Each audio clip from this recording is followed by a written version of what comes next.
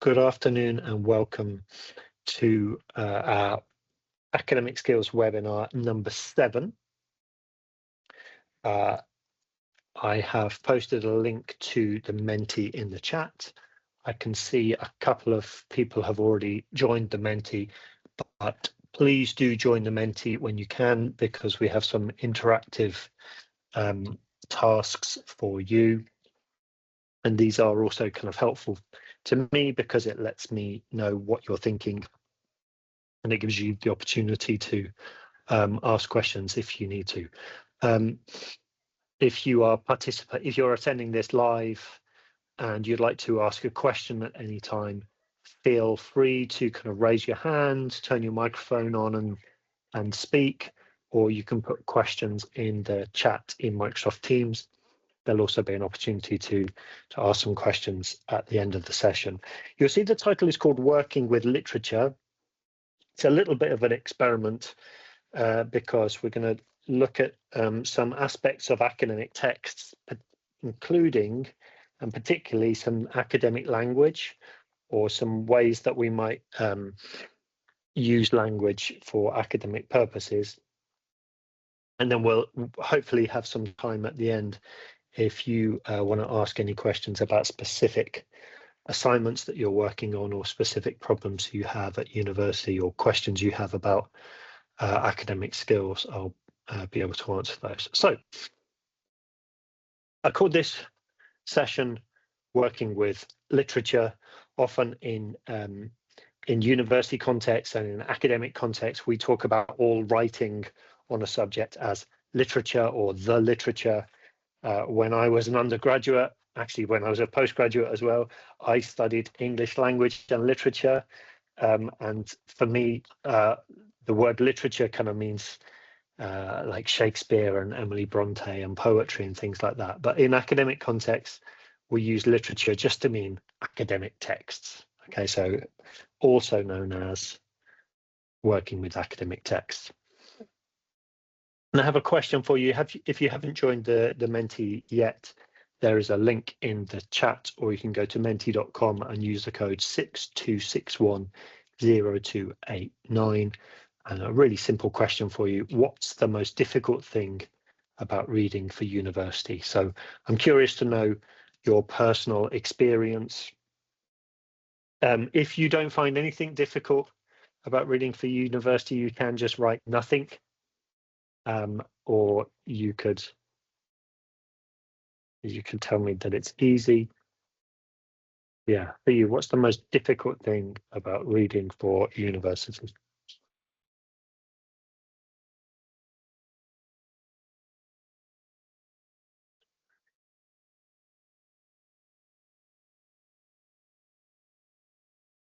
A Menti. If you're in Teams, you can see my face and the screen. If you go directly to Menti and you've only got one screen, you don't need to see my face. You'll be able to hear my voice and still see what's on the Menti. So don't worry about opening that up. It will allow you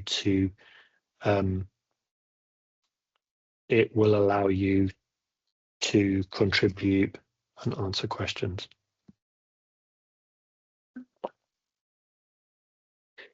Complex new terms, indeed. We'll spend a little time today exploring that a little bit, because I absolutely agree with you. We start reading something on a new topic and we find new terms that we're not familiar with, and we can quickly feel like, I don't understand this, or I'm never going to understand this. But I think the message I'm going to give to you is, let's not worry too much about the complex new terms unless we see them multiple times. And then if we see them multiple times and we still don't understand them, then we need to do a bit of extra work. But okay, I'll just wait a few more seconds to see if anyone else wants to join the Menti and add an answer to that question. What's the most difficult thing about reading for university? I guess if you're saying scientific paper, you mean that reading scientific papers are difficult. quantitative approaches. So my question is about what's the most difficult thing about reading. So if you're reading about quantitative approaches, I guess you may be talking about like the way that data is presented and the kind of maybe the understanding of maths and statistics that we'll need in order to understand that. Yeah, I'll try and address that. Just going to do something very old-fashioned and write in my notebook. I'll try to make sure that we address in this webinar. We will talk about scientific papers and how to navigate them. We will talk about how we understand academic language, and we're going to do those things in a way that I think helps you to produce academic text yourself. And I'll come back to a point about quantitative approaches because we have an example within the webinar coming up. Okay. Right. Someone said complex new terms, and I think that one way of starting to think about complex new terms is to think about what constitutes academic vocabulary. Okay. Now, my background is in, I said that when I was a student, I studied language and literature. In my professional life, I guess my field is applied linguistics. So I like to look at language, and I like to look at I like to do analysis of language. And I'm going to show you a few slides with quite boring looking tables. In each of the tables that I'm showing you, you're just going to see a list of words and some numbers on the right. I'll come back to the numbers on the right in a moment. Now, what you should be able to do in Menti, I've got a question for you, which is, what is the most academic word on this list? And what you should be able to do is just press, like you can press your screen, or you can click on whichever of these words you think is more academic than the others. And I appreciate that that's not an easy question, but like just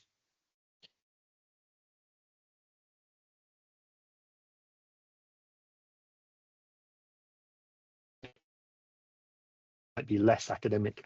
So you'll need to be on the Menti to answer this. If anyone would like to add any detail in the chat or even speak on their microphone, that would be brilliant, because like one person has clearly chosen parameters, another person has maybe chosen parameters and maybe chosen deviant. And I think it's really interesting if you've chosen those two. If anyone would like to add a reason for their choice, you can put it into the chat in Teams, or you can just speak to me. Microphones are allowed. Okay, we've got some clustering here. Now that's interesting because, like, if one of the things you found difficult about academic text is reading about quantitative methods, then these words like parameters and deviance, it does kind of relate to the language of statistics and measuring things with numbers, right, and analyzing quantitative data. Interesting. All right, lovely. We're going to come back to these lists later, but I've got some similar questions, right? Okay, another vote for parameters. All right, so let's switch it round now. So here's another list of words with numbers on the right. Which of these words would you consider the easiest? Now, I'll let you decide what you think easy means, because I guess, as a language teacher, I might think of easiest as most familiar. It could be like the most simple word or the most simple meaning. It could even be something like the most simple the easiest to spell. But yeah, what do you think? What's the easiest word on this list?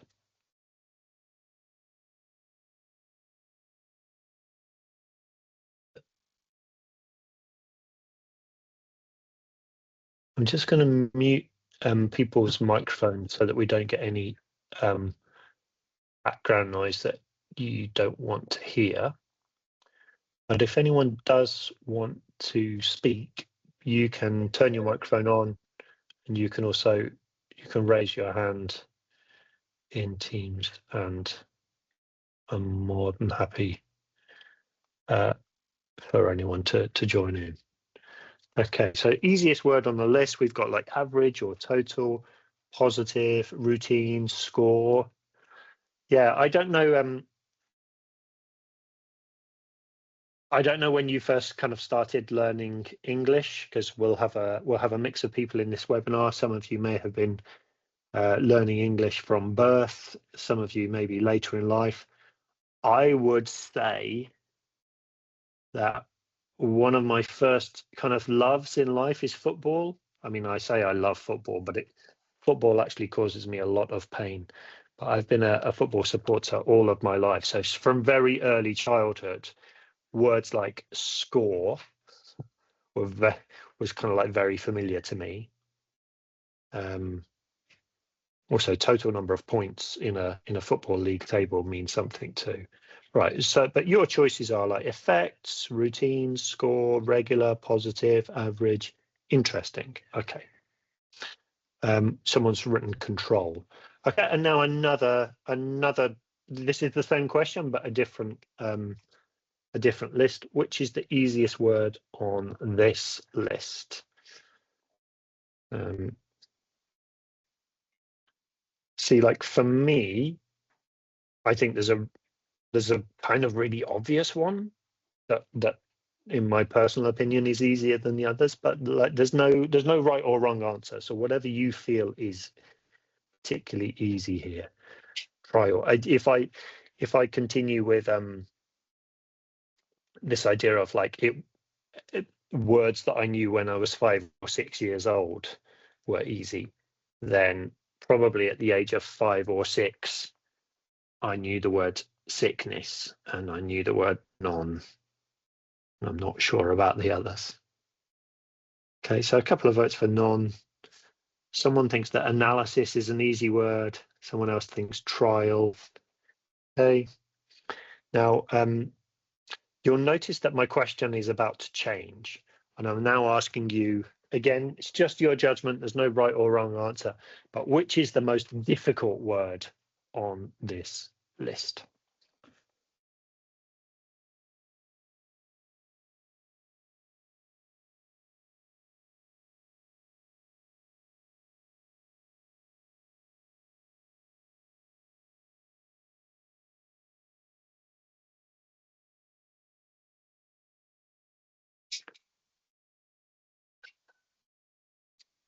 Most difficult word on this list, we've got one vote for respectively. If you have only just joined the webinar, because I can see that about 10 people joined the webinar in the last couple of minutes, please do follow the link in the chat to the Menti or go to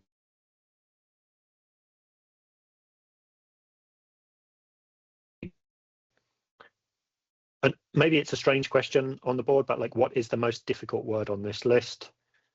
Journal, self, respectively, relevance, I think conserve. Okay. Hopefully you're noticing, well, maybe you're noticing some connections between some of these words. I don't know if you are. And finally, what's the most difficult word on this list?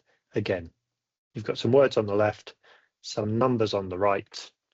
Which is the most difficult word on the list, in your opinion? You may remember from previous webinars that I say I don't like the word opinion, and that I think that we should ask about your position, not your opinion. But here I'm asking, what's your opinion? Because I really don't think there's a right or wrong answer. I want to know, kind of based on your own kind of experience, and that might be related to where you're from. It might relate to your age. It might relate to the words here that you've seen before. It might be like words that you sometimes confuse with others. I think whoever, like, we've got to vote for consecutive, which means like kind of following, like 3, 4, 5, 6, 7 are consecutive numbers. Pragmatic for me is not such a common word here, and pragmatic means kind of like doing what might be most practical or realistic, even if it's not what is best or ideal. Lovely. Now, I hope, when I asked you what was difficult about academic reading, someone said that it was complex new terms that were the problem.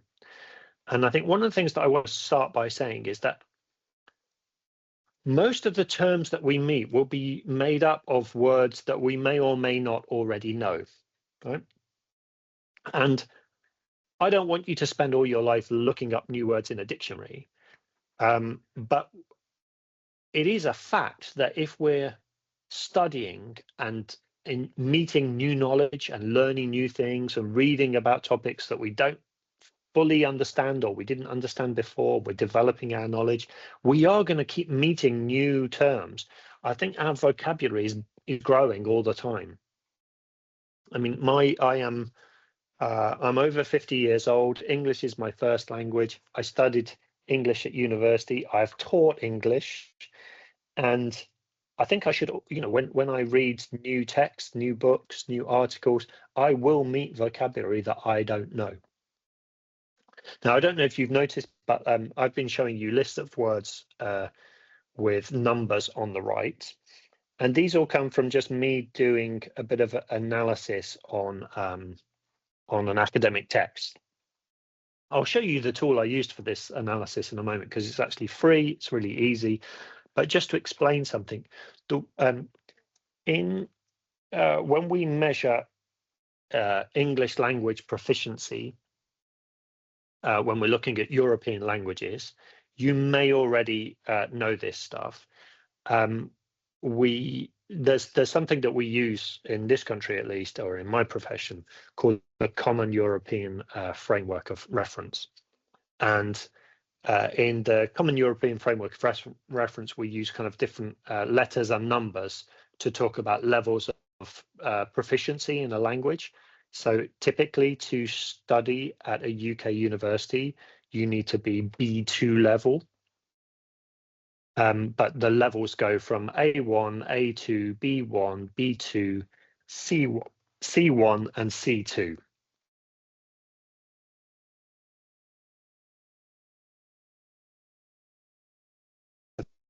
And when it comes to vocabulary, so the vocabulary that we need to know at an A1 level will be the most common words that we meet in English.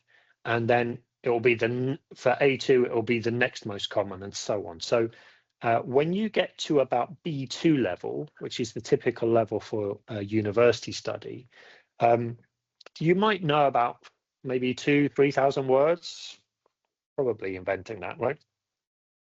But the vocabulary that you have at B2 level probably gives you an understanding of about 75 to 80% of everything that you read. Now, you might pick up an academic text and think, I do not understand 80% of this. But if you analyze like the words that are in the text, then even at B2 level, you probably already know about 80% of the words that you meet, because most of the text that we read, even very difficult academic texts, the majority of the words in them are actually quite common, right? The list that you see on the screen at the moment are actually all C2 level words. So they are this is kind of like advanced English vocabulary. They're C2 level words. And so if you thought any of these words were difficult or unfamiliar, that's absolutely fine and probably quite normal.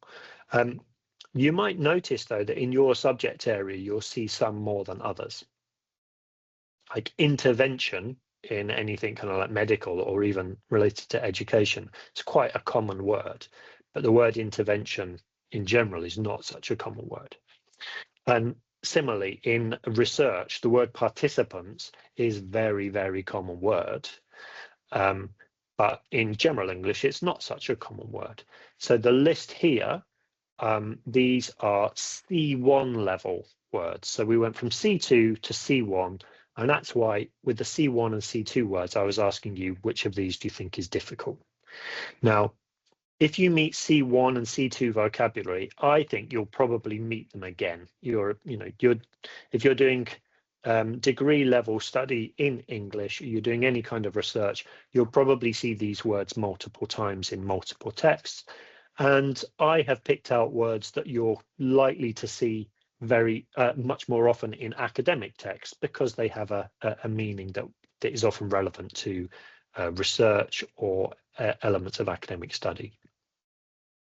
The words here are B2 level words, so they are more common than the previous list. And the words here are B1 level words.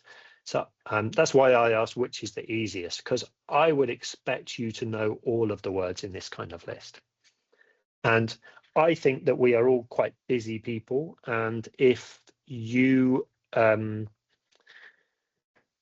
ever feel like less confident about your level of English, or you think like you need to develop your vocabulary just to kind of make sense of even some quite basic text sometimes, I'm going to show you a tool in a minute that will highlight for you which words are B1, B2, C1 and C2.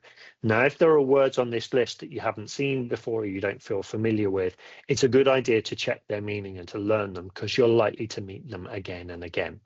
But when it came to the C2 list, not so much. It might not be so urgent. Look at those numbers on the right, though, because the numbers on the right are, we're going to look at an example of an academic text later. And actually in that text, so in that journal article, it's a scientific article, the word range appears 19 times. The word illness appears 18 times. The word results only appears 5 times. And like on the other screen, so the word sickness appears 22 times. So sickness is not actually a particularly common word, but in the text that we're going to read, it's a really important word. Similarly, participants and intervention. Now, the very first list I showed you, I asked you, what is the most academic word on this list? And I think I asked you that question because I just want to say, well, what makes a word academic? Well, I think a word itself is neither academic nor non-academic. It depends on the way we're using it. So academic is about the context of reading and writing about research, expanding knowledge, trying to answer complex questions, the kind of things that we spoke about in the first 3 webinars in this series. So all of the words in this table are what we might call off-list words. So they're actually not very common at all. So they're not C1 words, they're not C2 words. That doesn't mean they're more difficult than those words. It just means they're less common. And they might be less common because they have a very specific meaning, or that they belong to a very specific domain or subject area. I'm not sure that all of these words do. At least one of them is actually a proper noun. It's the name of a place, and I took away the capital. I changed the capital A into a lowercase a. So Amsterdam, for example, is not a B2, C1, C2 word. It's the name of a place, and so therefore it becomes kind of like geographical and general knowledge. But a word like bronchitis, I think we might know it's an illness, so it's a medical condition. So it's a really important word in some kind of medical studies, but perhaps not such an important word in business studies, unless you're selling someone a drug to treat bronchitis. It might be an important word in history if you were looking at the kind of the reason why some historical figure died or was ill, for example. Right. You might know the word cardiac because of its meaning in kind of healthcare. But again, the words on the left all appear in the journal article we're about to look at. The word alpha, binominal, and bronchitis only appear once. The word bathing, which is not very common, but it's also perhaps not very difficult. It might not feel like a very academic word. The word bathing is going to appear 7 times in the academic text that we read. So one thing I want to suggest to you is that academic language and understanding academic text is not about knowing that some words are academic and some words are not, but about knowing that some words are more common than others. Some will have a very specific meaning in a particular piece of research. And if we see a word repeated in a text, it's a good idea for us to check our understanding of that word. If we only see an unusual word once in a text, life is short. We probably haven't got time to look up every new word we meet, and nor do we need to. Right. We've been looking at lists of words, and in a moment I'm going to ask you if you notice anything about them. I've got 11 people in the Menti, so I want to have at least 8 answers to my next question. So just pay attention. We had this list of words from bathing to bronchitis. We had from range to results. We had this from sickness to summary. I didn't realize I was doing this just with words that begin with the same letter. And yeah, this breaks that. Participles down to variables, intervention down to Excel. My question for you, have you noticed any themes within the words so far? When you look at all of those words in isolation, do you see any connections between them? There are no wrong answers here because you're just telling me about themes that you might have noticed, any connections you've noticed. Thank you very much for the person who answered nope straight away. Thank you very much for, at least you answered, right? As long as you're honest with me, I don't mind.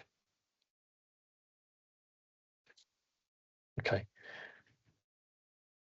But let's have some other answers, please, just to let me know that you're awake and that you haven't just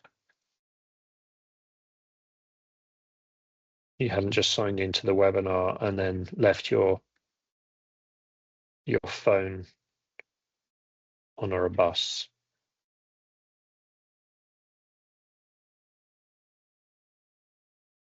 I'll just go back over these words.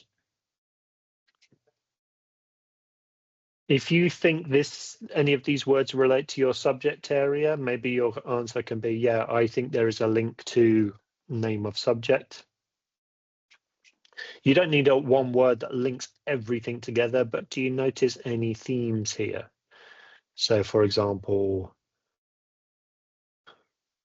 participants, variables, trial, results, range. I think there's a connection maybe between those words. I think there might be connections between bronchitis, sickness, symptoms, physical, sensation, immune, intervention, maybe. I think there is a connection between these words. Is there a connection between the word bathing appears 7 times? Anything else relating to bathing? Difficult conditions, maybe? Exposure? Right, let's see. Yes, especially in research methods. You're absolutely right. Every academic text that you read is communicating something about knowledge, maybe something about research. So you can typically find vocabulary in every academic text about research and maybe about findings and about the communication of research. Lovely. Someone has said slight connections, but not told me what the connections are. I don't know if that's a better answer than nope or not. When you say journal, I think you might mean that these are words that we might find in an academic journal. We certainly might find them in relation to the structure of an academic journal article. We'll explore that a little bit more later.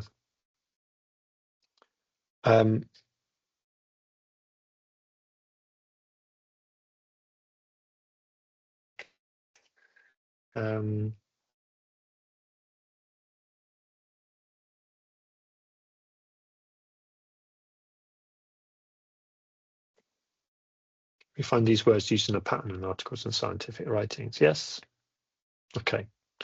So I've told you that these words all come from a journal article. So far, we don't know exactly what that journal article is going to be about, but I'll lead into that.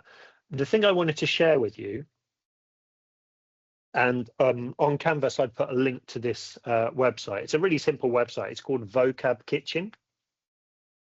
And this is how it works. So you basically copy and paste your text into a box on this website. The website, if you just Google Vocab Kitchen, you'll go straight there. You can copy and paste the text in. You could copy and paste your own writing if you like, and get a sense of analysis of your writing. And what it does is it kind of analyzes those kind of like level of difficulty, if you like, of the words. So if you're reading a text and you find it particularly difficult, you could put it into Vocab Kitchen, say, well, what, just to get a sense of why it's difficult. Like in this text, 39% of the words in the text are what we call off list, which is quite a high proportion. Only 2.2% and 1.3% respectively are C2 and C1 words, actually. So if you've come onto a degree program with IELTS 6.5, you should have pretty good coverage of most of the text within your vocabulary. But what you can do is you can also click on the different options on the right, like to see a list of all the B2 words, C1 words, and so on, and you get a number that tells you how many times each word appears in an article. So if you want to spend some time actually working on your vocabulary and widening your vocabulary, you should be reading. But if you want to make it into a more focused study, you could take a text that you've read, put it into something like Vocab Kitchen, and then just have a look through the C1 and C2 words. You've met them in context. If you're not sure what they mean, it's a good idea to try to look them up, go back and look at them again in context and see if you can remember them for the future. Okay, so that's a recommendation about vocabulary. We're going to quickly look at academic grammar, but just one feature of academic grammar. And it's this. So I'm actually going to show you two different texts, and the first one has all of these expressions, and I'm going to read them aloud just in case you're on a bus or on the train. And I think you'll start to get a sense of like what the study is about. So we go from, you'll notice that the phrases get longer as we go from number 1 to 17. Doctors, the shower, cold showers, health reasons, washing people, hot inflamed brains, the early 19th century, asylum and prison inmates, being immersed in cold water, a cold shower in the morning, people who took a cold shower, those who took a warm shower, a pretty unpleasant way to start the day, the practice of taking a cold shower for health benefits, one that was very pleasant and lasted about 5 minutes, many purported health benefits, both physical and mental, a device used to inflict unpleasantness for an hour and a half. Okay, so I want to talk to you about this language for a moment. You probably notice a theme here that they start to refer to words that appear many times in these expressions are like cold and showers. And we've also got reference to kind of health benefits and health reasons and doctors. And that's because we're looking at texts that are actually about the benefits or not of taking a cold shower. And what the kind of scientific research is on that, like is it good for you to have a cold shower or not? Is it, number 13, a pretty unpleasant way to start the day? Now, a quick kind of grammar sorry, yeah, the grammar point that I want to make here is, and I have said this in a previous webinar, so I'm just kind of repeating myself. All of these phrases are examples of noun phrases. You probably already know about the difference between like a noun, like the name of a thing or a concept, and a verb, which would be like an action or a state, something that I used to call a doing word when I was at school. But in academic texts, one of the reasons why someone said that scientific papers were difficult to read, they contain complex new terms. They typically contain complex structures in the form of complex noun phrases. So a noun might be a single noun might be a word like doctors, but a noun phrase could be the shower. A noun phrase could also be a device used to inflict unpleasantness for an hour and a half. Okay, so all of these examples are noun phrases, so it's not just a single word. And in academic texts, we can find noun phrases that are like 17, 18 words long, like some of the examples here. They are very long, and that can make it quite difficult to read if we don't know how to recognize the structure of noun phrases. So I'm going to give you a little exercise in a moment to look for what we call the head noun in a noun phrase. And the head noun in a noun phrase is the one that really we are interested in. So in number 3, for example, the word showers, well, showers is the head noun and cold is an adjective to describe showers. But in number 12 and number 11, for example, people who took a cold shower, actually, this phrase is not about showers, it's about people. So here, the head noun is people, and who took a cold shower is information about the people. Recognizing noun phrases and the head noun of those noun phrases is key to reading for understanding, but also developing the ability to read quickly, especially in academic texts where much of the meaning is communicated through noun phrases and not through verbs. So, quick question for you. What did I call the phrases on the previous slide? There's 14 of you in the Menti. There's more than double that number in the webinar. So if you haven't already joined the Menti, please do, so you can show me you were listening. Please answer the question. Was I talking about academic phrases, noun phrases? I mean, I did talk about head nouns, but what did I call all of these phrases? What are they? Are they academic phrases, noun phrases, or are they head nouns?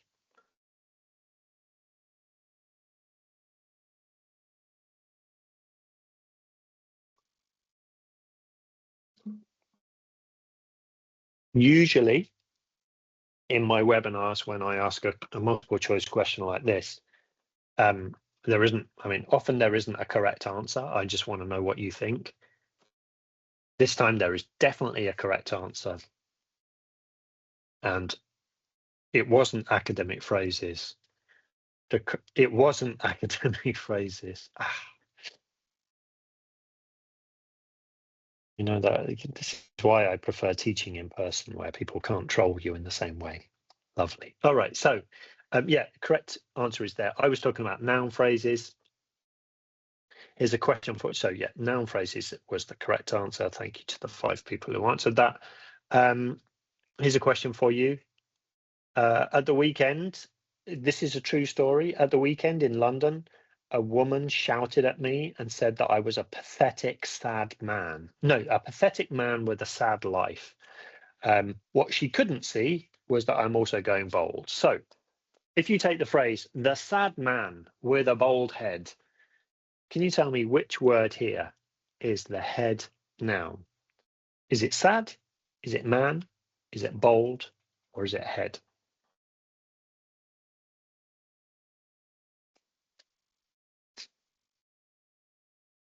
One for man, one for bold. 2 for bold. I'm going to give you some bad news here. The word bold is an adjective. And still, my internet troll responds to that by voting for bold. Yeah, bold is an adjective, so it can't be bold.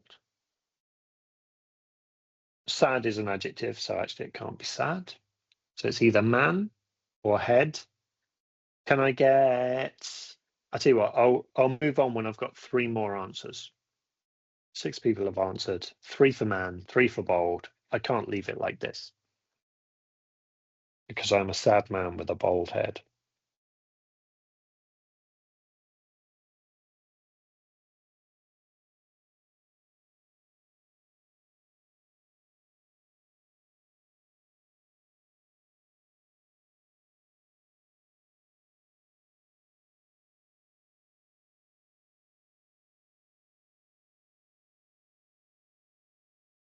Please do go to the Menti and vote. We've got 18 people in the Menti. 7 answered the last question. We've only got 6 out of 19 answers here. So, which is the head noun? Man or head? In other words, is my phrase about a man or is it about a head?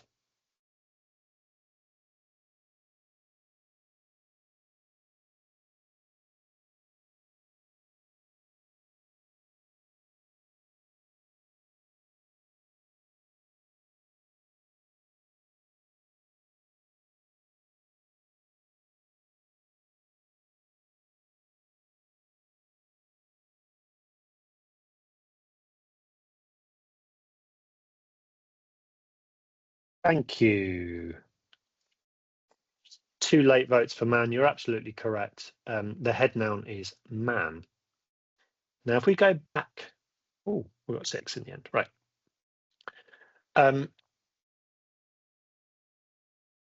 You could always take a screenshot of this, and if you want to take some more time over it, do. In all of these noun phrases that we looked at, there is only ever one head noun. So my question for you is it's right. You don't. There's no way that you can actually interact with this slide. So you just have to do this in your head, talk to yourself or talk to other people near you. But when you look at these expressions, when you look at these phrases, can you identify the head noun in each case?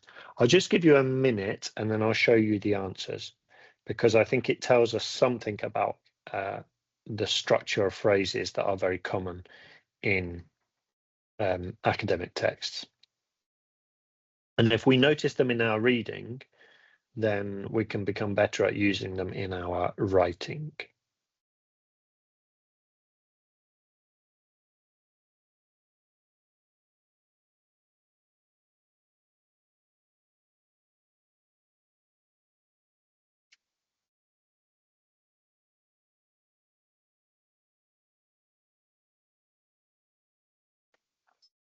Okay, so what I've done in the next slide is I've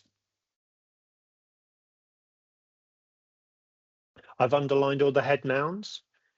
You might find there are a couple of surprises here, and if there are some surprises, then maybe you can also spend a little bit of time, maybe every day, just 5 minutes looking at a paragraph of something that you need to read for your studies, and just trying to identify what the noun phrases are and what would be the head noun in each phrase.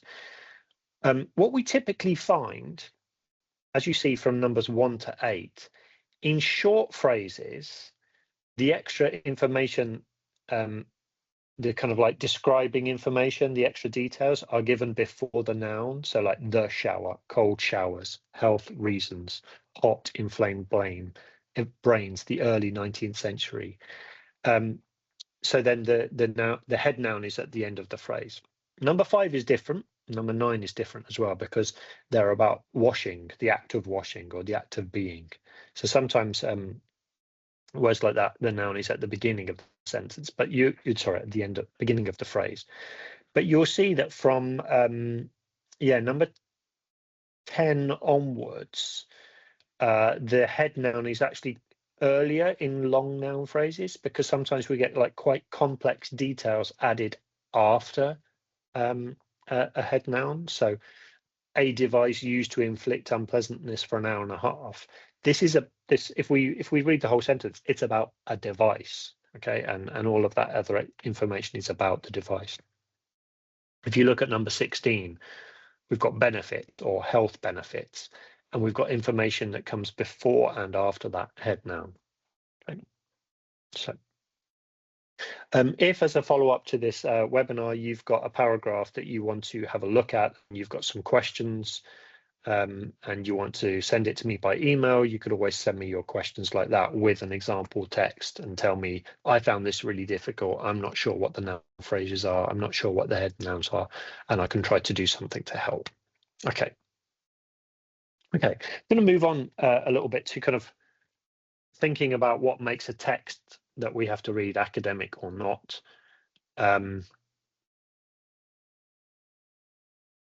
Here's a picture from a text.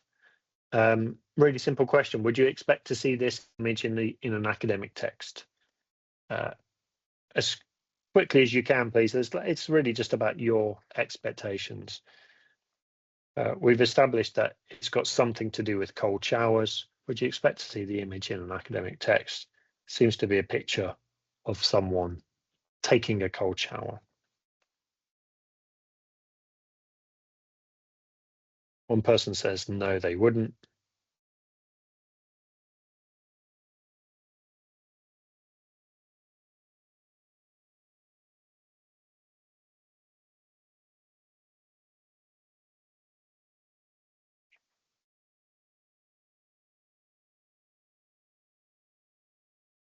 Yeah, I think most of us would think, actually, that's probably not an image that we'll see in an academic text. I think a good answer is actually maybe, because it really depends on the subject area. But typically in academic texts, particularly in journal articles, we don't include photos. And the purpose of this photo, it's a great photo, right, is to grab our attention. So that's not something we typically don't try to grab the audience's attention with images in academic journals. But we do in other types of text. Now, interestingly, I hope you find it interesting. I strongly recommend having a look at this website. It's great. So it's called The Conversation. And if you're looking to kind of read a little bit for pleasure, but also kind of either like more generally, or you want to read about like informed and academic informed or research informed texts, The Conversation is a great website. It's absolutely free. They try to have articles on the website that are kind of like topic news, but also about like new research. And everyone who writes for The Conversation is an academic, right? So you might be taught by someone who publishes in journal articles in very kind of like a typical traditional academic text, but they might also write pieces for The Conversation in order to reach a wider audience, and sometimes they're kind of communicating the same ideas in fewer words, maybe in a more entertaining way. You'll see at the top of the screen it says The Conversation, academic rigor, journalistic flair. And this particular article, Cold Showers Are Said to Be Good for You, Here's What the Evidence Shows, is actually just like taking that theme of, is it healthy to have a cold shower? I'm going to look at the author looks at some real world academic research and tries to summarize it in an entertaining way for an educated but non-specialist audience. And the author of this text is Lindsay Bottoms from the University of Hertfordshire. Wherever possible, I like to promote colleagues from the university. And Lindsay Bottoms' contributions to The Conversation are always like quite entertaining to read, but also like very informative. So if you're looking to develop your kind of reading skills, also your writing skills, then going to a place like this, if you're finding scientific papers to be very difficult, or you don't really have the motivation to read much, going to a site like The Conversation might give you motivation to read, and as you're reading, you'll still find academic vocabulary in there. You'll still find the complex terms, but you'll find them explained in a way that's quite accessible. And you might find that you can develop your reading skills, your writing skills, and your vocabulary and grammar through reading resources like this. It can also be the way into kind of exploring a topic area. So it gives you kind of like a general communication for a general audience as a way into a topic. But because the authors are all academics, they all work at universities in the English-speaking world. So you could then search like the more traditional academic papers that they've written on the same topics, right? And so here's an example of an extract from this article. A cold shower in the morning is a pretty unpleasant way to start the day, yet many have been tempted to take up the habit because being immersed in cold water has many purported health benefits, both physical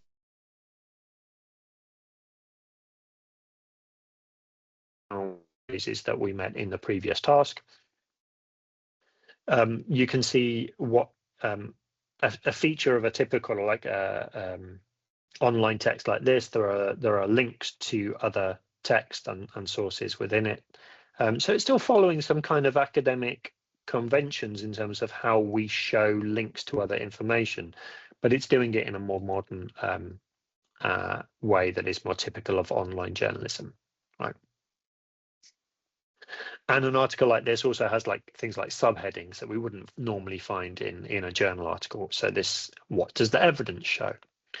And actually, you can see like, quite a lot here. A large study from the Netherlands found that people who took a cold shower were less likely than those who took a warm shower to take time off work due to sickness. Now, that's a great sentence there. It's quite a complex sentence.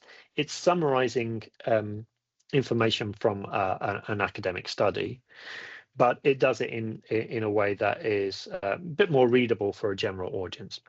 We're now going to follow the link to that large study and use that to explore an academic text. So here you go. That large study from the Netherlands. This is the large study from the Netherlands. And a question for you. I'm sorry that the question might not be so clear. In what ways does this text look different to the conversation article?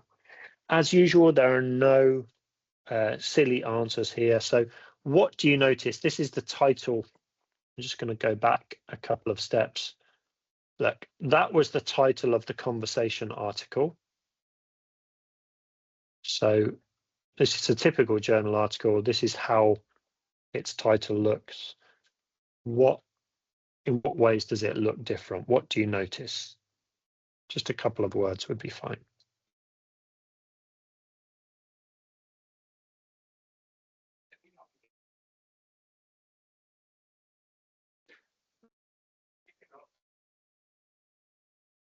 So yeah, unlike the conversation article, there's no picture.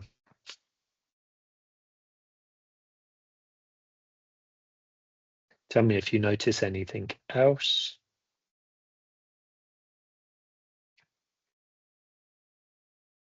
Multiple authors. The title words start with a capital. Yeah, every word in the title starts with a capital. Nice. The conversation article title is more simplified. Yes, yeah. We spoke previously about academic writing needing to be precise. And so the title is really trying to, a randomized controlled trial. It's trying to say very specifically. Yeah, I'm going to say they're both written by scientists. They are both research based, but I think what's different is less about the science behind them, but like more the audience that they're for. So I think this journal article is for an audience of other scientists and researchers. And I think maybe a useful term when you say the second is more scientific and research based, as we're going to see, this this article is communicating primary research. So in the conversation text, like that's an example of an author trying to summarize research that's been done by other people, which is kind of what you do in an assignment. This, however, is more like what you would do in a lab report or your own research report, like in your dissertation, where you are reporting and communicating the methods and the results of your own research. So research article talks deeper into the topic with measurements. Yeah, we can expect to see measurements, we can expect to see data, we can expect to see all of that stuff about quantitative approaches. And yeah, we get stuff like this. So I'm going to read this aloud. You can tell me if I get any words wrong. Yeah, the main strengths of this trial, so the author here is referring to the trial that they've done as in the study.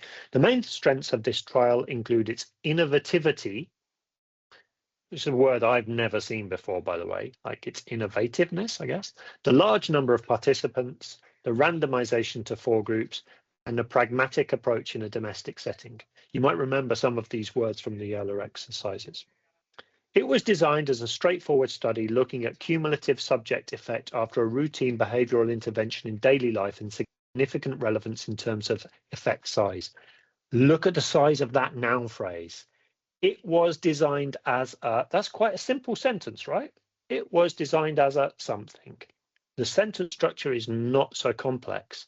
What's really complex is a straightforward study looking at cumulative subjective effect after a routine behavioral intervention in daily life and significant relevance in terms of effect size. I lost count of that. Was that like 19 words or was it 24? That's one noun phrase, and the head noun in that noun phrase is study. So the sentence structure is actually quite simple. It was designed as a study.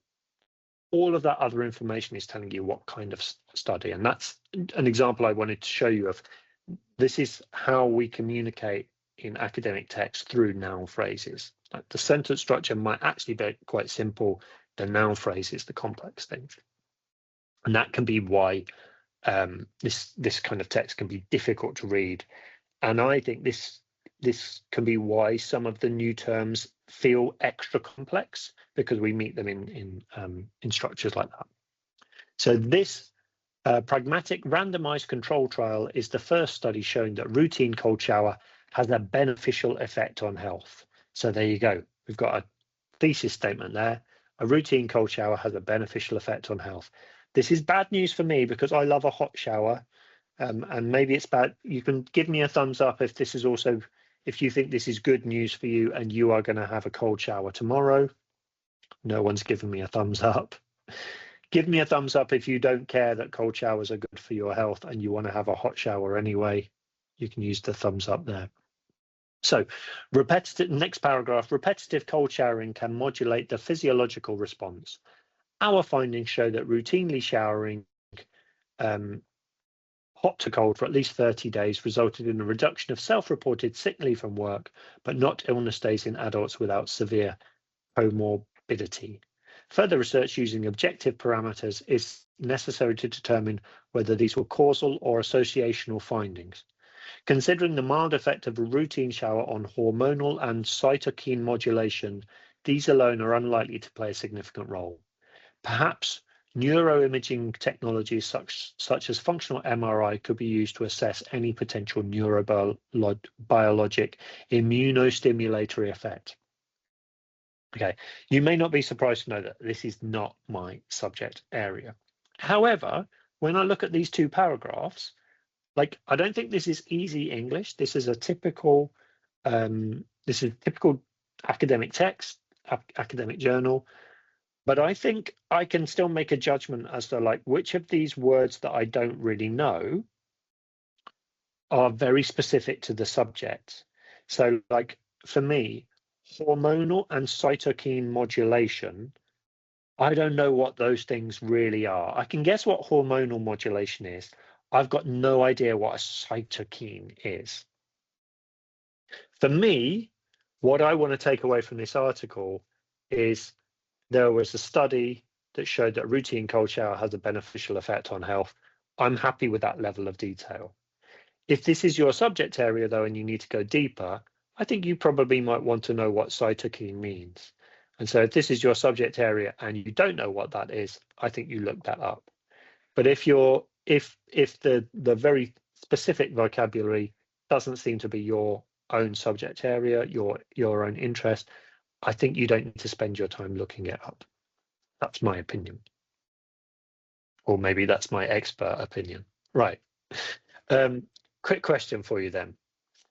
I've taken these two paragraphs, this section from the article. Where do you think it can be found within the article? And I'm giving you a line. You can say it comes at the end of the article, or you can say it comes at the beginning of the article. You can choose to put it in the middle, or like 3/4 of the way in, or somewhere near the beginning. Where do you think we would find that text? Sorry, these two paragraphs in this article.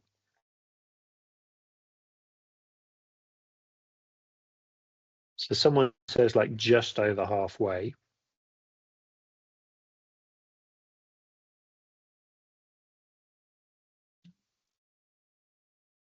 Oh, someone's going earlier than that. Just have another look.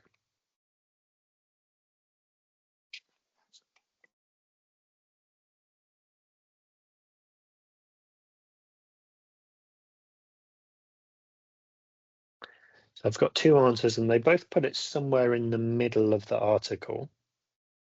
Does anyone want to disagree with that? You can either just choose, like, you can agree by saying somewhere in the middle. You can shift it towards the end if you like. Someone's putting their thumb up just to show that they agree. Oh, someone's going to the beginning. Interesting, very interesting. I'm just going to give it 5 more seconds, so please do tell me if you think it should be somewhere else. You'll see the shape on the line gives us a sense of the different answers that people have given. And I think you're going to be surprised at the answer.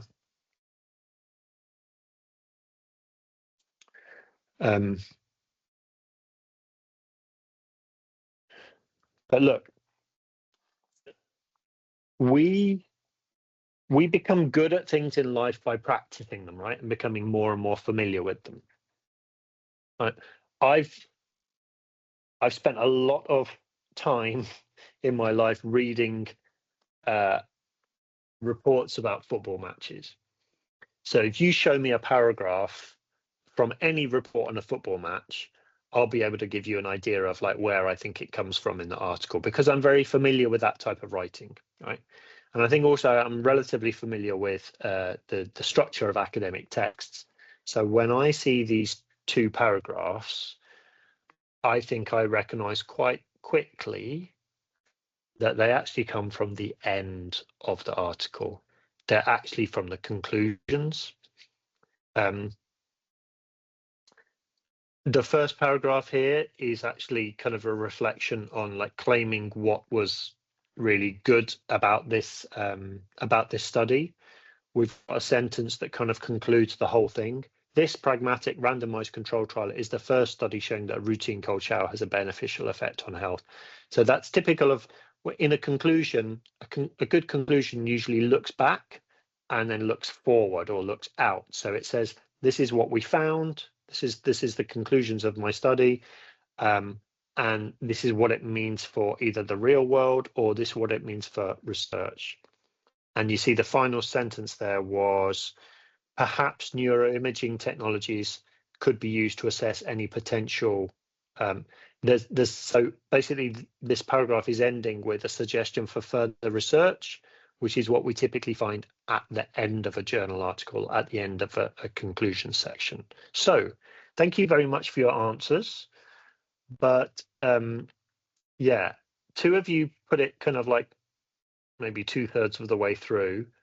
but actually it came right at the end of the article. Now, when we're reading, I think also later when we're writing, but when we're reading, I think we need to know how to find our way around an academic text and how to know what we can find where. And when we're writing, we also want to know how to kind of like structure reports and things that we write. So on this slide, I've got the titles or the kind of like headings of various sections of the article that I just showed you. And I think what you should be able to do, if I've prepared this correctly, you should be able to move these around and put them in order. So my task for you is, can you put these different sections into the correct order that you would find them in a journal article?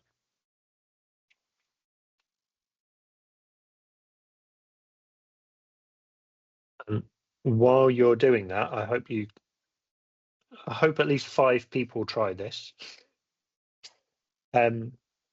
While you're doing this, thank you. We start with the title, then the abstract, the introduction, methods, results, discussion, references, appendices.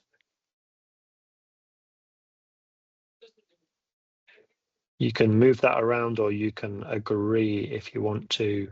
You can give it a thumbs up if you think that is correct. Now, at the beginning, someone says that the most difficult thing about reading academic texts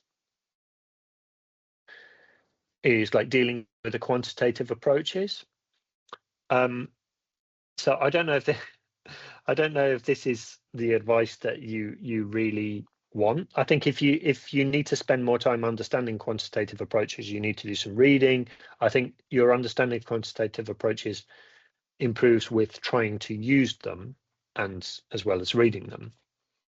But also, you don't always, a lot of the reading that we do, the key information that we need might just be in the conclusion. It might be in the discussion section. We can get everything. Maybe we can get a sense of the most important details from the text from the abstract. So typically we recommend read the abstract in order to decide whether you need to read the whole thing or not. But don't feel with an academic journal article that you don't have to read every word of the text. You definitely don't need to read every word of the references. Appendices do come after the references. They're the extra bits of kind of raw data that we want to include. And when you do your dissertations at the end of a master's degree or at the end of an undergraduate degree, you would include your appendices, any kind of like raw data, transcripts, ethical consent forms, things like that. You put them in appendices after your reference list. But nobody needs to, this is for reference. Nobody needs to read this from beginning to end.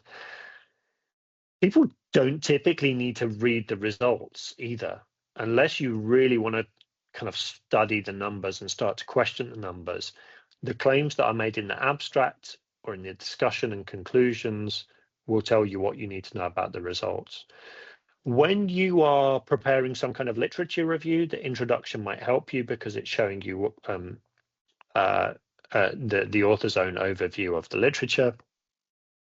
When you are planning a proposal or you're thinking about your own research and the methods you want to use, I think that then becomes a good time for you to like really read the methods sections of articles in a bit more detail. But you would be doing that because you're interested in methods and methodology.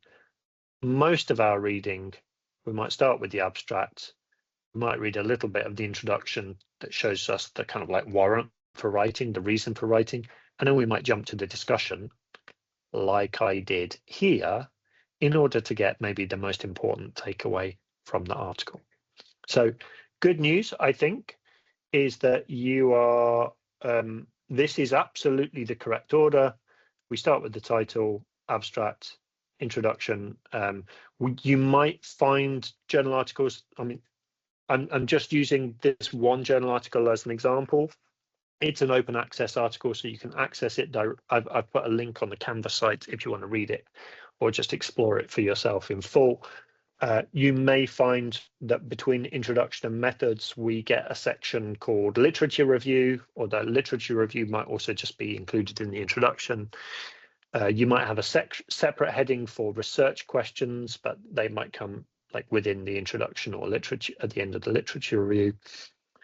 In some subject areas, we merge findings and discussion together and have a separate conclusions chapter.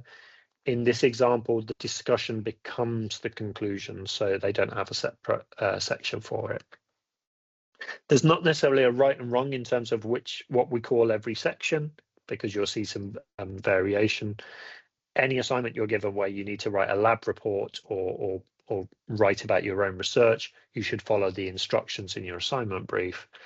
But this is the order that we would expect to find this content in. Hope you find that helpful. And just finally, just say that in the business of producing academic text, so your own writing, really depends on you spending time reading and becoming familiar with academic text yourself. You'll find it much easier to write when you're familiar with the type of text that are written for the kind of audience you're trying to write for. Before we go, in a moment, I'll give you the attendance form. But if you'd like to share with me any writing that you need to do for your course and when the deadline is, I'll give you a couple of minutes to share that. Or actually, I'll go to the register. I'll go to the register slide, and then we'll come back to this slide so that you can share this with me. I might follow up by emailing you directly as well to say, look, send me your assignment brief or send me any writing you've got in progress. And perhaps we have 2 more webinars left before the Christmas break. So I'd like to make the webinars as specific to you guys as possible. I feel like we typically have between 30 and 40 people attending the live webinars every week. So if I can provide stuff that is helpful to you specifically, I'd love to be able to do that. But in order to do that, I need to get like some specifics from you. So someone's got a group presentation on the 30th of November. 30th of November is a Sunday. How are you going to do a group presentation on Sunday? Is it that you have to submit the poster on the 30th? Group presentations next week. My question does say, what writing do you need to do for your course? Do you need to write for a group presentation?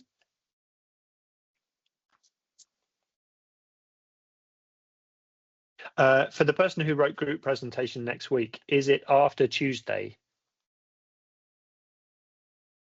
Have you got a specific day of the week for the group presentation?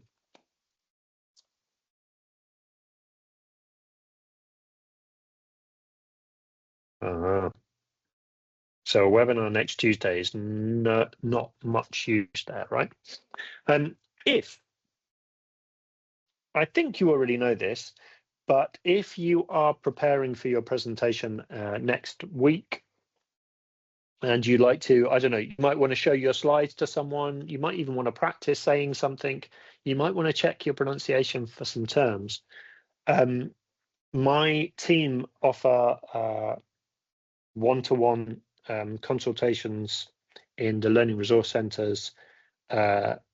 Sometimes students ask me if they have to pay. You definitely don't have to pay for anything. So between 10 and 5 o'clock every day, there's a member of my team in the Learning Resource Centre.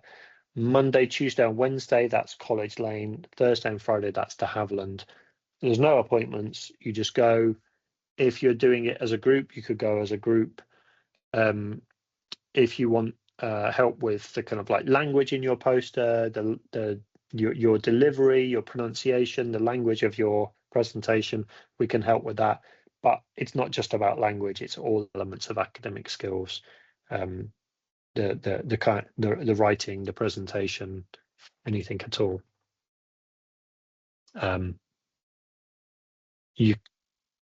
Yes, what I've got a message saying, can you repeat what I just said? I think you mean it. So my team, Hearts Academic Skills, provide drop-in academic skills consultations in the learning resource centres every day between 10 a.m. and 5 p.m. It's a small team, so we can only do one learning resource centre per day. Monday, Tuesday and Wednesday, it's in College Lane Learning Resource Centre. Thursday and Friday, it's in de Havilland Learning Resource Centre. You can find the person from my team in the Study Success Hub area, which in de Havilland is just next to the entrance on the left. In College Lane, it's you go through the barriers and you kind of walk about 50 meters? No, 30 meters, 20 meters? I don't know. My judgment is really poor on that. Maybe 20 meters. But yeah, there's no there are no appointments, so you don't book. You just go there. Several members of my team have expertise in English language teaching, and they can help with anything related to language, pronunciation, using your voice, presentation skills. But all of the team are academic skills specialists. So just about the way that you're tackling the assignment, the way that you're writing for your slides, the way you're preparing them. Lovely. Whoever said that you've been there several times, I hope you find it helpful, and I hope you you find that my colleagues are nice to you. I think every member of my team is lovely, so I am biased, of course. All right. I won't spend time on a Q&A, but if we don't get many requests in, then in a future webinar we can just devote time to having a Q&A session where you can post any questions you like, and I'll try to answer them. Please do use the QR code here in order to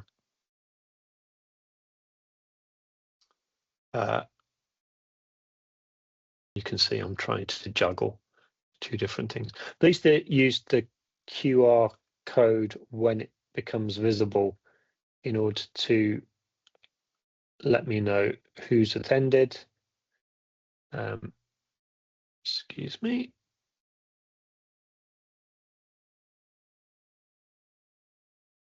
Okay, so I go back to, there's the QR code, and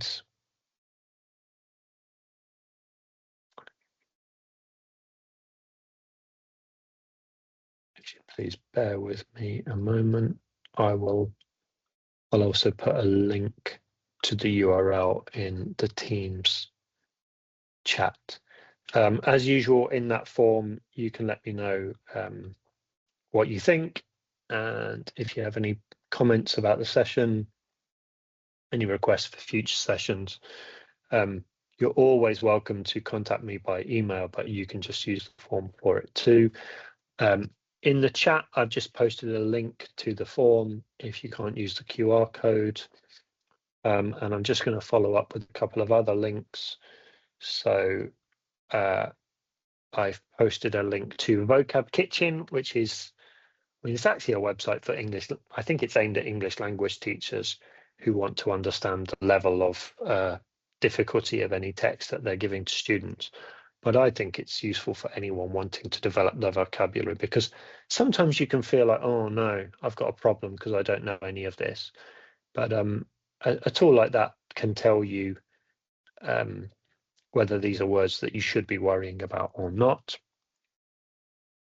I put a link to the conversation and to the cold showers article in the chat, and